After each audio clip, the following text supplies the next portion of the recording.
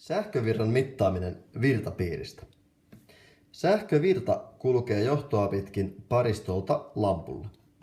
Kun haluan mitata, kuinka suuri virta johdossa kulkee, tulee mittari laittaa siten, että virta kulkee mittarin läpi.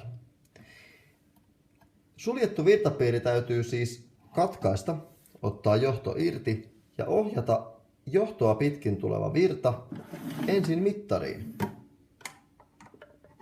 Näin, josta se mittauksen jälkeen tulee nollakohtiosta ulos ja kulkee lampulle ja sieltä jälleen paristolle.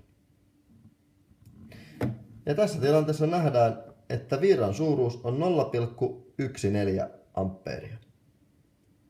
On hyvä huomata, että mittarista on siis aina käytössä kaksi kohtiota. Alimpana oleva musta 0 ja ylemmistä 3 se, mikä asteikko on kulloinkin tarpeen ottaa käyttöön.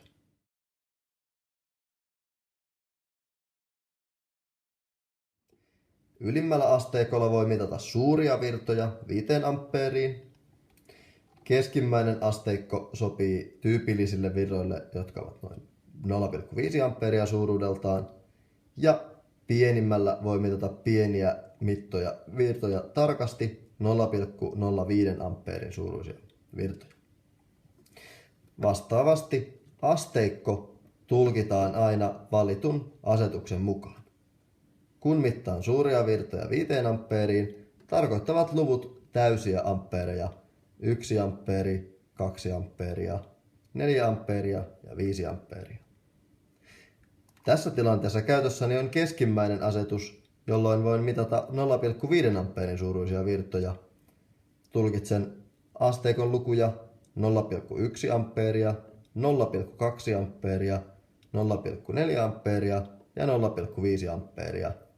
Jokainen luku tarkoittaa siis 10 ampeeria. Ja vastaavasti alimmalla asetuksella ampeerilukemat tarkoittaisivat eivät 10 vaan 100 ampeereita, 0,01 ampeeria, 0,02 ampeeria ja niin edelleen. Ja tällä hetkellä tosiaan virta olisi 0,14 ampeeria.